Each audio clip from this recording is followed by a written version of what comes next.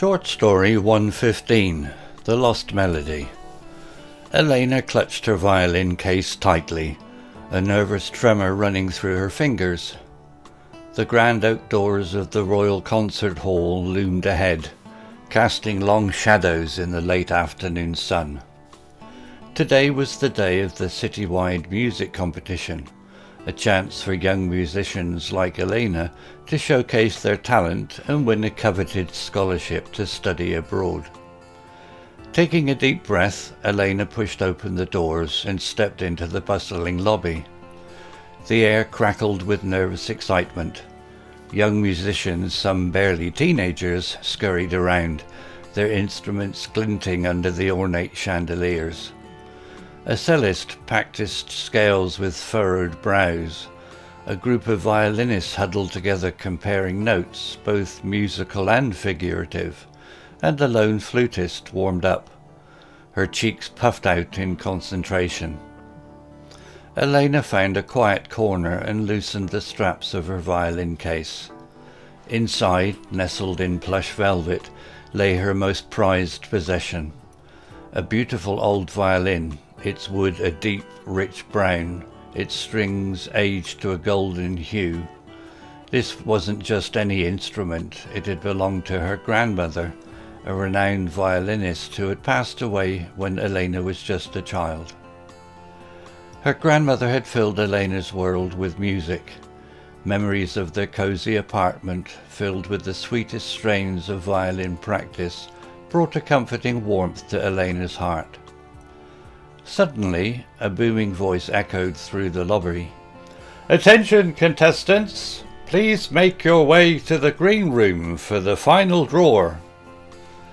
A tall, imposing figure, Mr. Davies, the conductor of the city's orchestra, strode through the crowd, his face creased in a perpetual frown.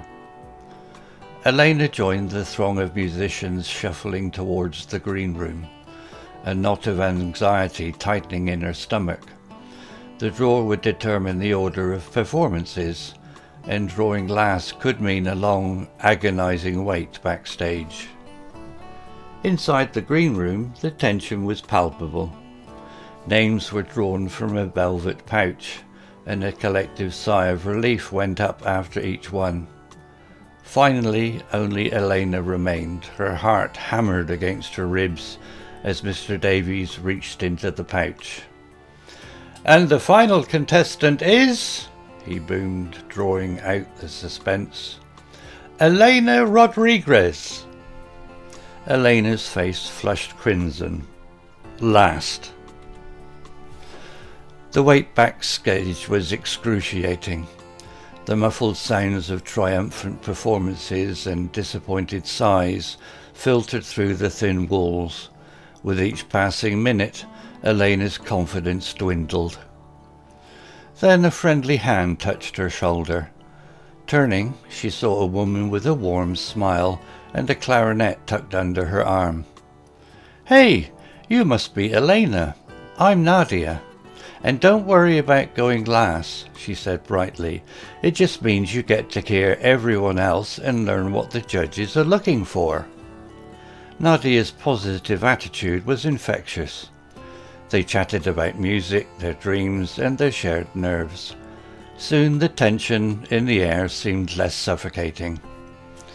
Finally, the stage manager's voice called, "Elena Rodriguez, you're on!" Taking a deep breath, Elena stepped into the brightly lit stage. The audience, a sea of faces, blurred into one.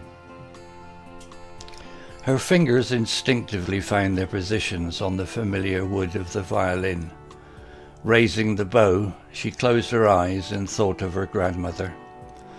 As the first notes of her chosen piece, a hauntingly beautiful melody by Tchaikovsky, filled the hall, a sense of calm washed over her. Elena poured her heart and soul into the performance. The music flowed through her, a language of emotions that transcended words. When the final note faded away, a hushed silence descended upon the audience. Then a wave of thunderous applause erupted, the sound washing over Elena like a warm tide. Tears welled up in her eyes. She had done it. She had honoured her grandmother's memory. Backstage, Nadia beamed at her. "That was incredible, Elena. You totally nailed it." As the hours ticked by, the results were finally announced. Elena held her breath, anticipation tightening her throat. "And the winner of the citywide music competition is," the announcer paused for dramatic effect, "Elena Rodriguez." A wave of disbelief washed over Elena. She had won. Standing on the stage, scholarship certificate clutched in her hand, Elena felt a surge of gratitude. It wasn't just about the competition. It was about overcoming her fears, finding solace in music, and connecting with the spirit of her beloved grandmother. The lost melody had found its way home, and so had Elena. Vocabulary notes. General. Loomed, verb, appeared large and impressive, often in a threatening way. Bustling, adjective, full of activity and noise. Crackled, verb, made a series of sharp snapping sounds. Ornate, adjective, decorated with elaborate and beautiful designs. Huddled together, verb phrase, crowded close together. Throng, noun, a large crowd of people. Palpable, adjective, so strong or clear that it can almost be felt. Infectious, adjective, spreading easily to others. Excruciating, adjective, causing extreme pain or discomfort. Muffled, adjective, made quieter or less distinct. Infectious, adjective, spreading easily to others. Solace, noun, comfort or consolation. Surge, noun, a sudden, powerful increase in something. Disbelief, noun, a feeling that something is impossible to believe. Music-related, tremor, noun, a slight shaking movement. Coveted, adjective, greatly desired.